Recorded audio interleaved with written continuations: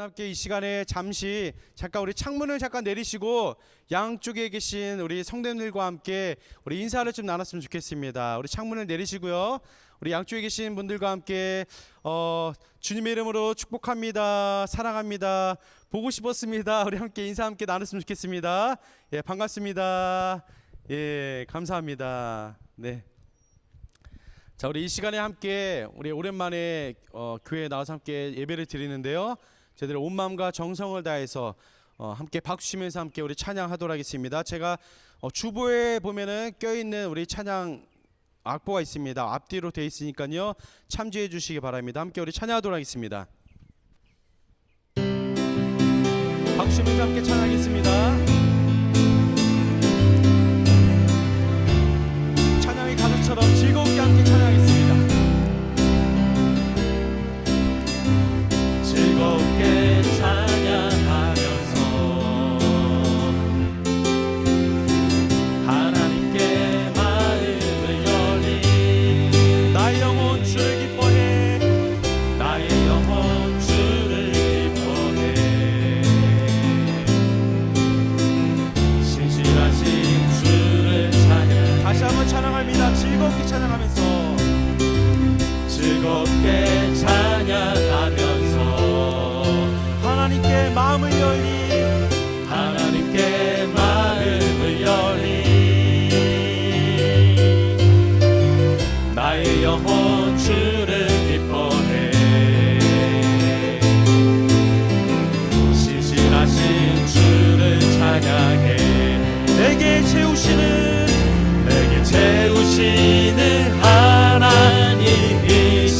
하나님이시기에 내가 더욱더 뜨겁게 찬양하리 내 손을 높이 들고 내 손을 높이 들고 입을 크게 열며 주님 채우신다 말씀하셨네 오 할렐루야 주 찬양해 우리 모임 중에 임하시는 주 찬양해 어두운 밤에 캄캄한 밤에 새벽이 찾아 떠난다 종이 울리고 닭이 울어도 내 눈에는 오직 밤이었소 우리가 처음 만난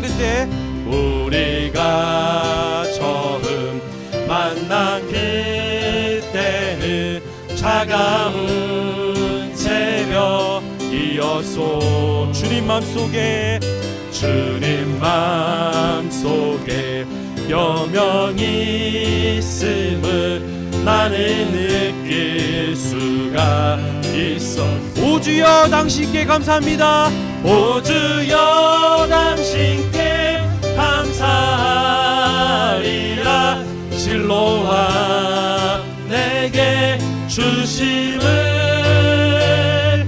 나에게 영원한 사랑 속에서 떠나지 않게 하소서 오 주여 당신께 감사하리라 실로와 내게 주심을 나에게 영원한 사랑 속에서 떠나지 않게 하소서 떠나지 않게 하소서 아멘. 하나님께 영광의 박수 올리도록 하겠습니다. 아멘. 우리 시간에 백장님 나오셔서 기도해 주시도록 하겠습니다.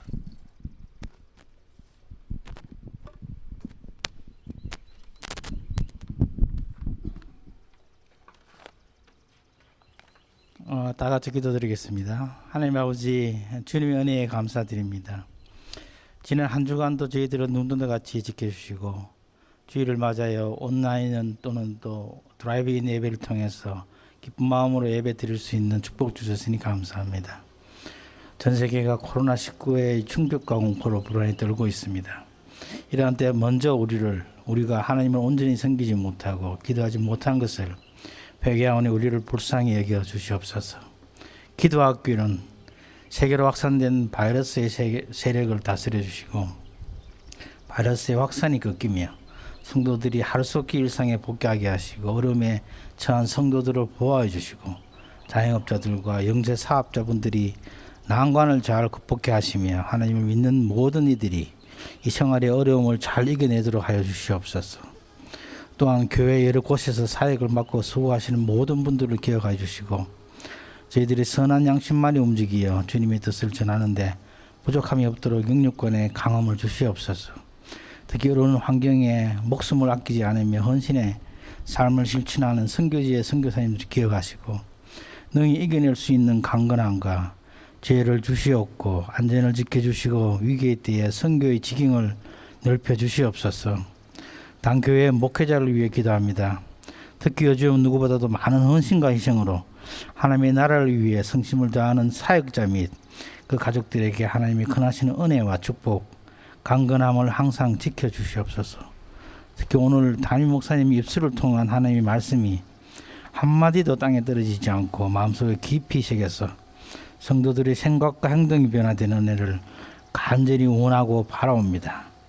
온라인을 통해 예배하는 현실 속에서 나태함이 틈튀지 않도록 도와주시며 성령께서 동일하게 역사하셔서 늘 큰 은혜와 위로를 더하여 주시옵소서. 또 이 기간 동안을 복된 재정비의 기간으로 삼게 해주시며 주님이 맡기신 사명에 더욱 집중하여 승리하는 어번 오프라이카 성도가 되게 하시옵소서. 이 모든 것 감사하며 예수님 이름으로 기도드렸사옵니다. 아멘.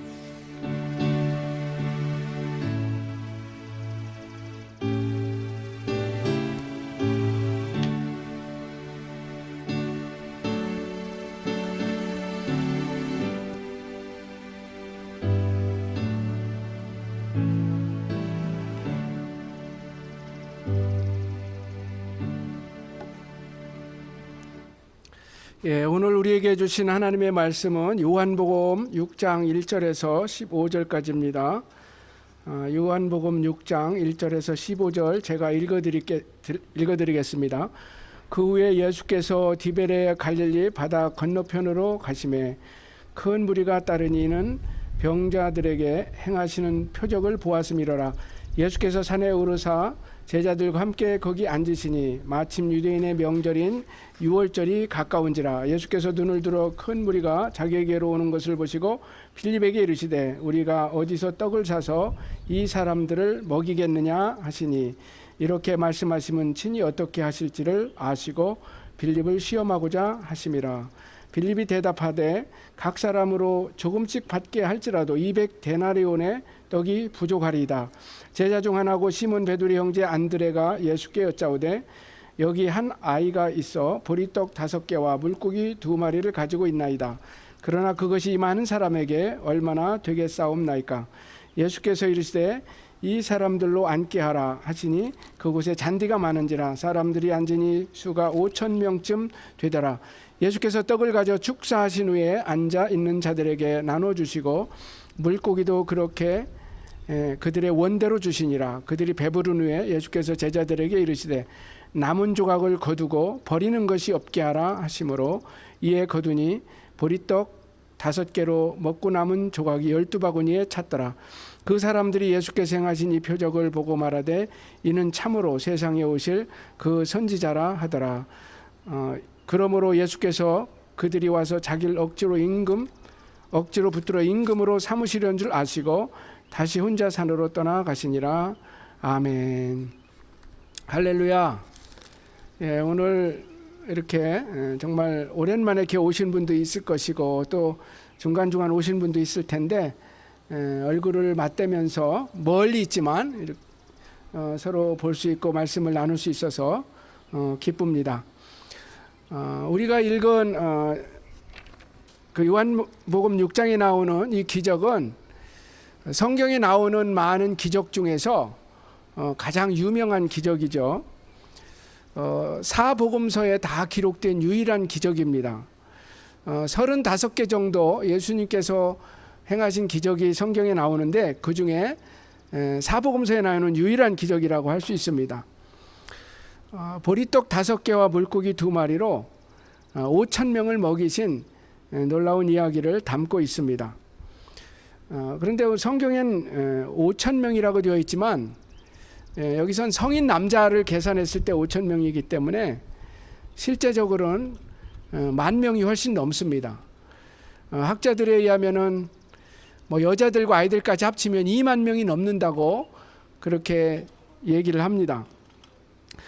그러니까 인간의 이성으로는 도저히 이해할 수 없는 기적이 일어난 거죠. 보리떡 5개와 물고기 2마리로 20,000명 이상이 먹게 된 것입니다. 많은 기적 중에서 여러분이 왜 이 기적이 그렇게 유명하고 또 사복음서에 다 기록이 되어 있을까요? 아마 나름대로 이유가 있을 것 같습니다. 당시에 뭐 설문조사는 안 해보았지만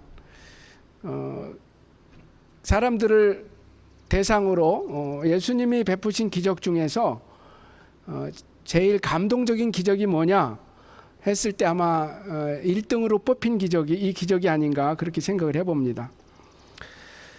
여러 이유가 있겠지만은 이 기적을 사람들이 중요하게 여긴 것은 먹고 사는 문제와 관련이 있기 때문인 것 같아요. 육신을 가진 인간은 먹어야 살 수 있는데 이 먹고 사는 문제가 가장 고단한 문제 아닙니까? 당시 특별히 고대 사회에서 굉장히 힘든 상황에서 이 먹는 문제를 주님께서 해결해 주신 것을 보았을 때 굉장히 감명을 받은 것 같아요. 그래서 이 기적이 가장 중요한 기적으로 사람들이 생각한 것 같습니다. 이 기적이 일어난 곳은 디베랴 갈릴리 바다 건너편이라고 되어 있습니다.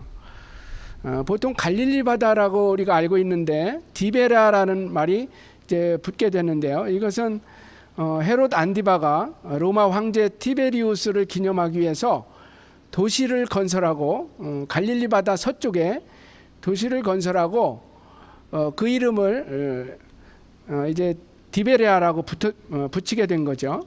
근데 예수님이 기적을 행하신 곳은 그 디베랴 건너편 그 사람들이 잘 살지 않는 그 빈들에서 이제 기적을 베풀었습니다.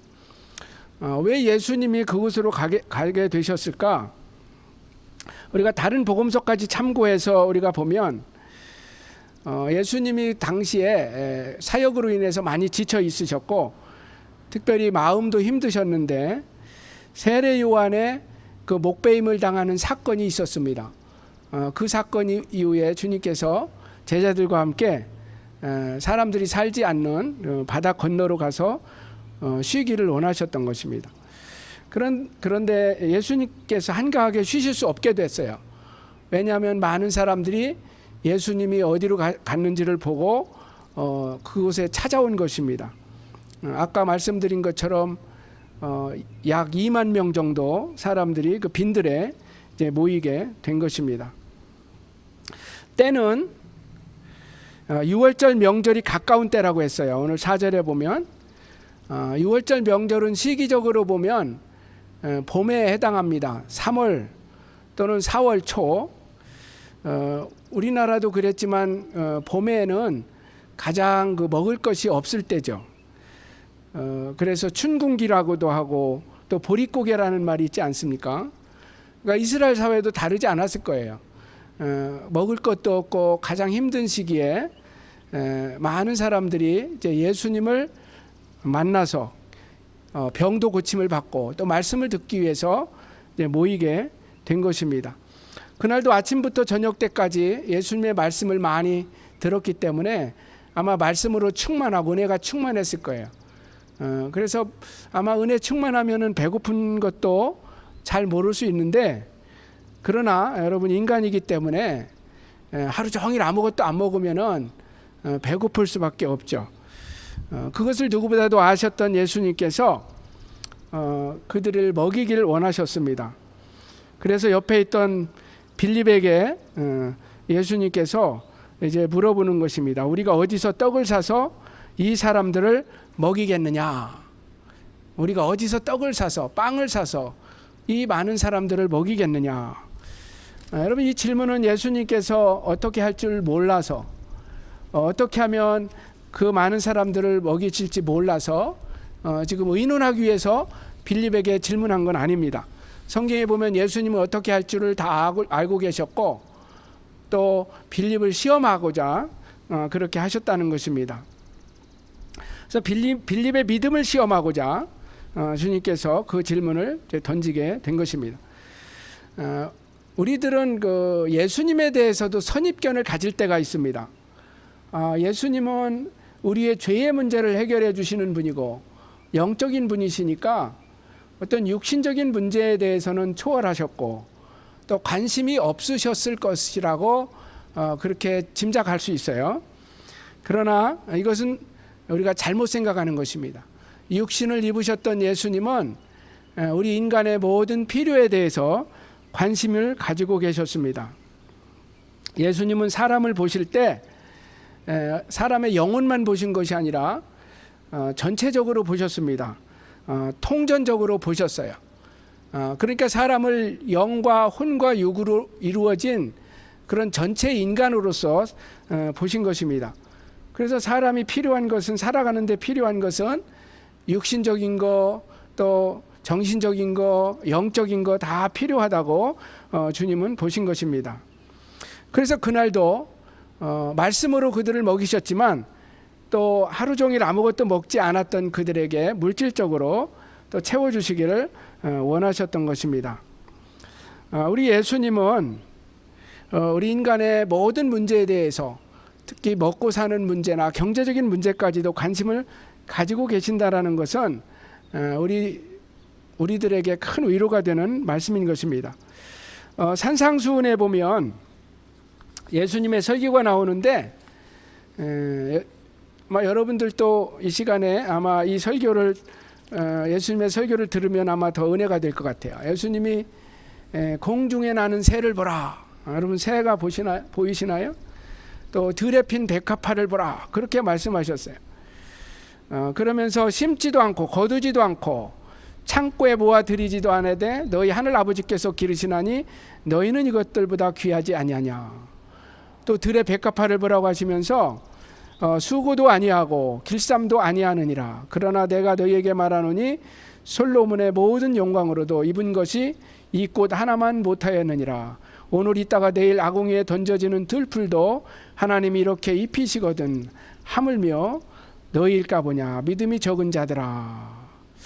하나님께서는 이렇게 모든 피조물들을 사랑하고 계시고 또 돌보신다는 것입니다. 공중에 나는 새도 또 들에 핀 백합화도 여러분 제 앞에 있는 꽃들 보세요. 얼마나 아름답습니까? 주님께서 먹이시고 또 입혀주신다는 것이죠. 우리 주님은 우리에게 무엇이 필요한지 아십니다. 그래서 필요한 것을 공급해 주셔요. 또 우리가 필요할 때 무엇을 구하면 그 기도를 들어주십니다. 제가 여러 번 아마 얘기했을 거예요. 여러분이 지금 그 차를 세우고 있는 이 주차장, 하나님께서 우리 교회에 꼭 필요해서 필요할 때 주셨습니다. 그 당시에 우리는 그 땅을 소유하고 있지 않았고 또 주차장이 그렇게 많이 필요한 상황도 아니었는데 하나님께서 여러 가지 방식으로 그 땅을 사게 하시고 또 주차장을 주셨습니다. 하나님께서 우리 교회에 필요했기 때문에 필요한 때 적절한 때 주신 것이죠. 우리가 인생을 살면서 우리에게 무엇이 필요할 때 우리 주님은 아시고 공급해 주신다는 것입니다. 주님은 우리의 믿음을 테스트하십니다. 오늘 빌립의 믿음을 테스트하셨어요.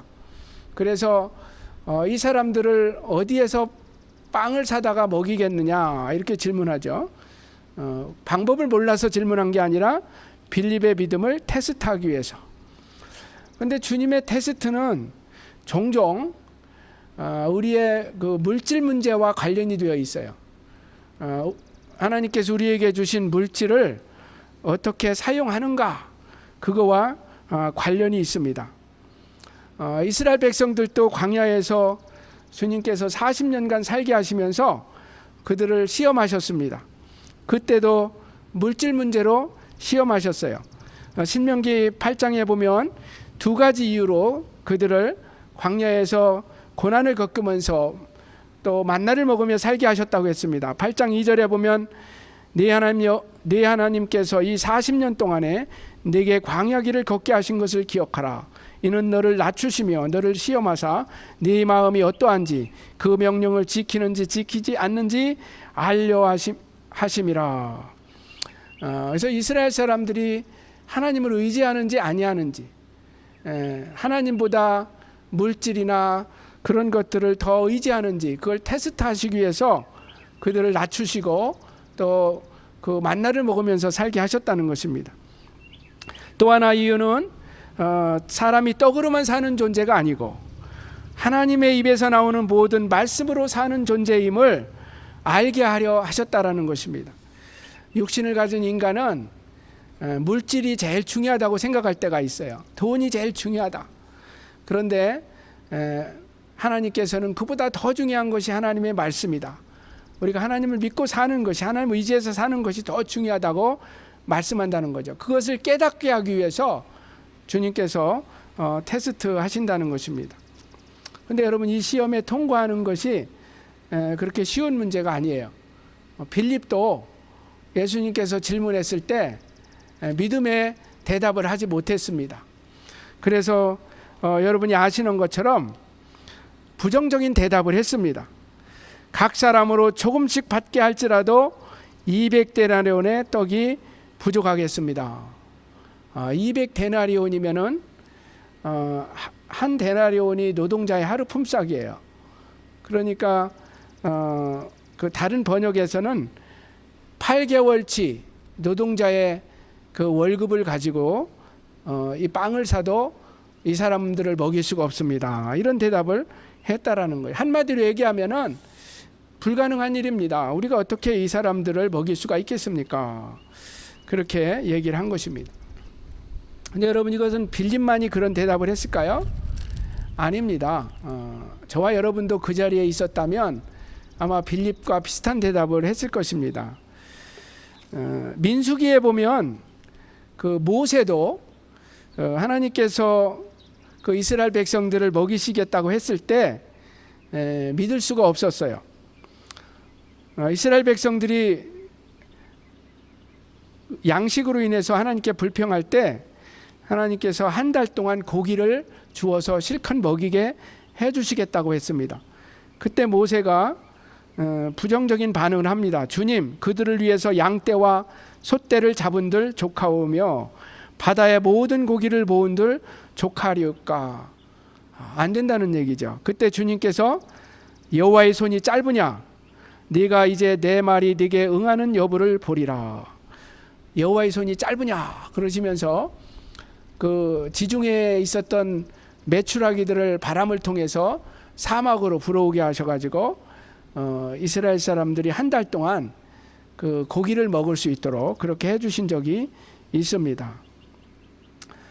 여러분, 이렇게 계산적이고 하나님께서 하실 수 있다고 할 때 인간적인 계산을 하는 것이 이상한 거 아니라는 거죠.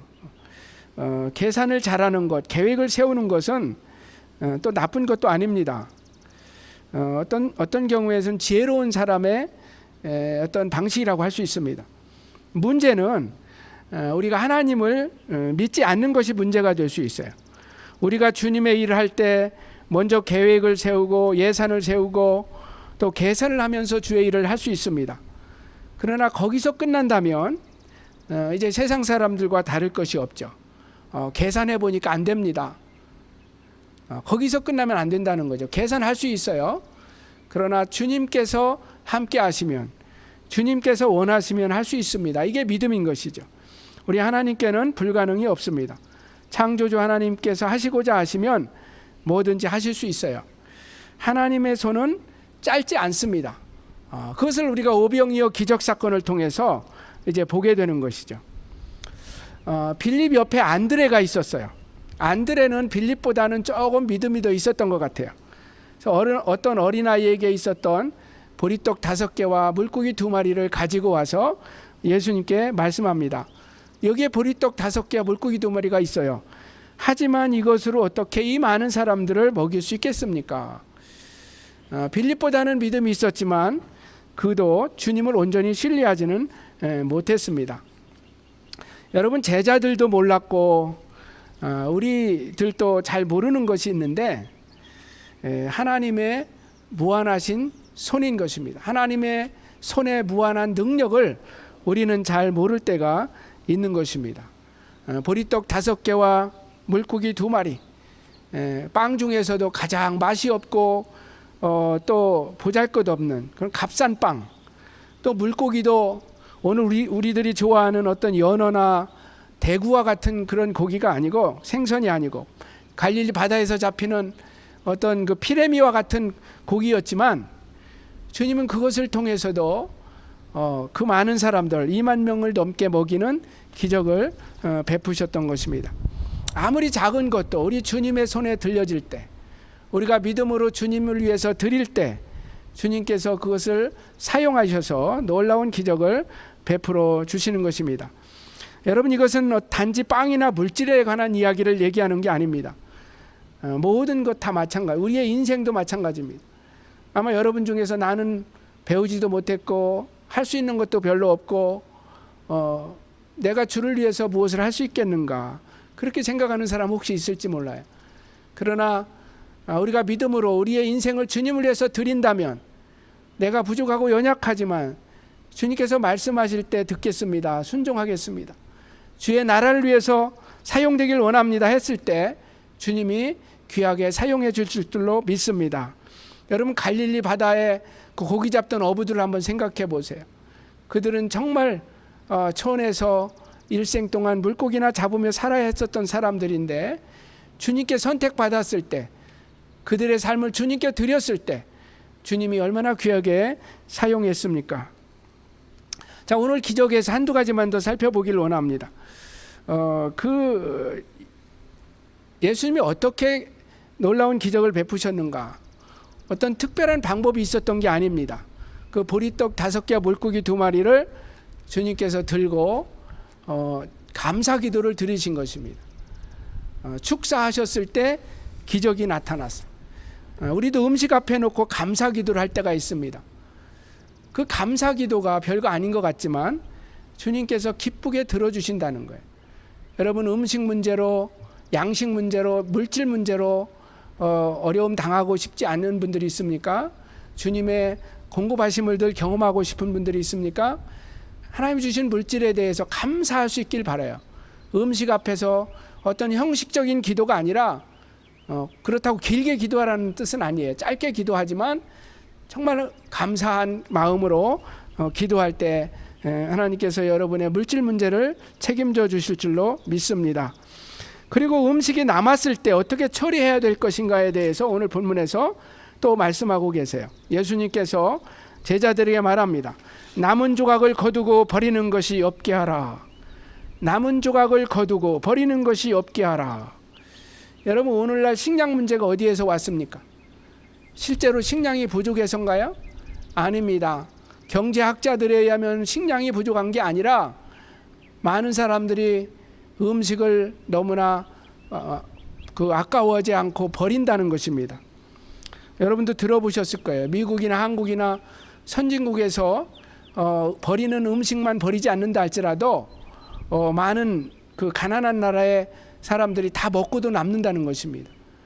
우리가 음식을 대할 때에 이 아까워하지 않고 버리는 것이 또 이러한 문제가 된다는 것도 우리가 깨달았으면 좋겠습니다. 우리 주님은 우리의 필요를 채워주시기를 원하시지만 그렇다고 욕심을 채워주시는 분은 아니에요. 오늘 설교 제목이 필요냐 욕망이냐 이런 제목인데요. 우리가 필요할 때 구할 수 있고 우리 하나님은 필요를 채워주시는 분이에요. 그러나 우리의 욕심을 채워주시는 분은 아니에요. 근데 자칫 잘못하면 우리가 필요가 아니라 욕심을 가지고 하나님 앞에 구할 때가 있습니다.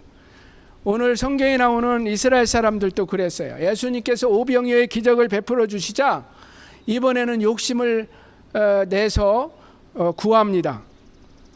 예수님을 임금 삼으려 하였습니다. 그들이 왜 예수님을 임금 삼으려 했습니까? 먹는 문제와 어떤 정치적인 문제를 해결하기 위해서. 예수님이라면 자기들의 모든 먹고 사는 문제 해결해 주실 것이다. 이런 욕심이 들어간 거죠. 그러자 예수님께서 그들을 피하셨습니다. 산으로 혼자 가셨어요. 그런데 성경에 보면 제자들까지도 데리고 가지 않고 혼자 가셨습니다. 왜 그러셨을까요? 아마 예수님이 생각하실 일이 많이 있으셨겠지만 아마 제자들에 대해서도 마음이 조금 안 좋으셨던 것 같아요. 왜냐하면 제자들도 욕심이 있었거든요. 예수님을 따르는 이유가 자기들의 어떤 정치적인 야망과 욕심을 이루기 위해서 따르는 측면도 있었어요. 그래서 예수님께서 사람들도 그리고 제자들도 다 뒤로 놔두고 산으로 혼자 가서 계셨던 것입니다. 예수님은 우리의 필요를 채워주시는 분이지만 욕망을 채워주시는 분은 아니다. 우리가 이것을 꼭 기억해 주셨으면 좋겠어요. 우리가 신앙생활할 때 우리가 기도도 하고 신앙생활하는 이유가 있습니다. 처음 신앙생활하는 분들은 어떤 육신적인 필요 때문에 할 수도 있어요. 자기가 원하는 것을 얻기 위해서 기도도 하고 또 주님을 찾을 수도 있습니다. 그러나 이제 신앙생활을 계속하면서 우리의 믿음이 자랄 때 우리가 도대체 왜 예수님을 믿는지, 왜 신앙생활하는지, 왜 기도하는지 그 동기를 잘 살펴봐야 돼. 주님께서는 우리의 어떤 필요를 채워주시고 순수한 동기를 가지고 구할 때는 넘치도록 부어주시고 하시지만 욕심이 들어갈 때는 주님이 피하신다는 거예요. 우리 기도에 응답 안 하신다는 거예요. 꼭 이 말씀을 기억하시고 바른 동기를 가지고 주님을 찾으시고 또 신앙생활 하실 수 있기를 주님의 이름으로 축원합니다. 오늘 오병이어의 기적을 통해서 우리 주님은 좋으신 하나님이시다. 우리의 필요를 아시고 채워주시는 분이시다. 하지만 우리의 욕망을 채워주시는 분은 아니다. 우리가 욕심을 구할 때는 하나님께서 피하신다는 것을 기억하실 수 있었으면 좋겠습니다. 하나님께서 여러분의 기도에 응답해 주시고 또 무엇이 필요한지 아시고 채워주시기를 소원합니다. 그리고 여러분이 바른 동기를 가지고 주님을 따를 때 주님께서 여러분을 귀하게 써주시고 하나님 나라와 영광을 위해서 귀하게 사용하실 줄로 믿습니다. 우리 같이 기도하겠습니다. 이 시간 기도할 때 오늘 말씀 생각하면서 내가 지금까지 신앙생활하면서 욕심을 구하기 위한 신앙생활했는지 아니면 주의 영광을 구하고 있었는지 필요한 것을 구하고 있었는지 한번 되돌아보면서 우리의 기도 생활이 바르게 되게 해주십시오. 우리의 신앙생활의 동기가 올바르게 해달라고 기도했으면 좋겠어요. 그리고 코로나19 이 재앙이 속히 지나갈 수 있도록 위해서 기도했으면 좋겠습니다. 가족을 잃은 분들, 슬픔 당한 분들이 있습니다. 주님 위로해 주시도록, 또 지금도 질병과 싸우는 분들 주님 치료해 주실 수 있도록, 또 병원에서 위험을 감수하고 일하는 의료진들을 주님 지켜주십시오. 기도했으면 좋겠어요. 그리고 전 세계에 흩어져 복음 전하는 선교사님들 지켜주시고 그들을 통해서 복음이 땅끝까지 전파되게 해달라고, 또 그들 물질적으로도 필요한 것들도 주님 공급해 주실 수 있도록 기도했으면 좋겠습니다. 오늘 말씀과 또 코로나19 재앙 사라지도록 또 선교사님들을 위해서 잠깐 1, 2분 정도 기도하는 시간 같습니다. 하나님 감사합니다. 오늘 말씀을 통해서 우리가 어떤 마음으로 신앙생활을 해야 되는지 주님 깨닫게 하여 주시니 감사합니다. 우리가 필요한 것을 주님께 구하여 받되 욕심과 욕망을 채우기 위해서 주님을 찾는 자들 되지 않게 하여 주옵소서. 아버지 하나님, 주의 나라와 영광을 위해서 입을 열고 담대하게 구하고 하나님께서 주신 것을 나누고 베푸는 삶을 살게 하여 주옵소서. 그러나 자신을 위해서는 구하지 않는 자들 되게 하여 주옵소서. 하나님, 코로나19 재앙이 속히 지나가게 하여 주옵소서. 주님, 전 세계적으로 너무나 많은 어려움 가운데 있사오니 주님께서 이 재앙이 지나가게 하여 주시고 하루속히 일상의 회복이 되게 하여 주옵소서. 질병과 싸우는 자들을 치유하여 주시며 병원에서 일하는 의료진들을 지켜보아여 주옵소서. 하나님 전세계 터져 복음자는 선교사님들 지켜주시고 하나님 저들을 사용하여 주시며 저들이 입술을 열어서 복음을 전할 때에 많은 사람들이 믿고 주님께 돌아오는 역사가 있게 하여 주옵소서. 하나님 감사합니다. 오늘도 우리와 함께하여 주시고 우리의 예배를 받아주셨사오니 감사합니다. 주 예수님의 이름으로 기도하옵나이다. 아멘. 우리 함께 찬송가 393장입니다. 찬송가 393장 우리 함께 찬양하고 또 우리 봉헌기도 올리고 축도로 예배를 마칩니다. 393장입니다.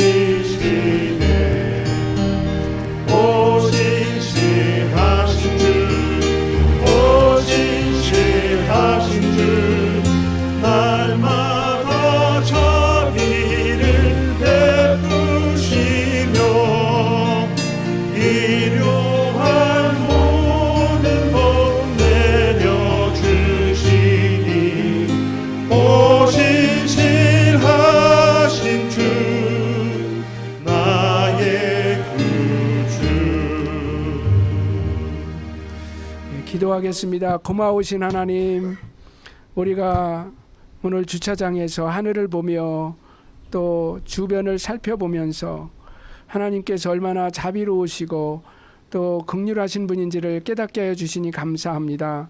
공중의 새를 보면서 새를 먹이시는 주님, 또 꽃을 보면서 아름다운 꽃을 입히시는 주님의 손길을 또 보고 듣게 하여 주시니 감사를 드립니다. 하나님, 우리가 인생을 살아가면서 그 어떤 어려움이 와도 늘 우리와 함께 하시고 돌보시는 하나님이신 것을 기억하게 하여 주시옵소서.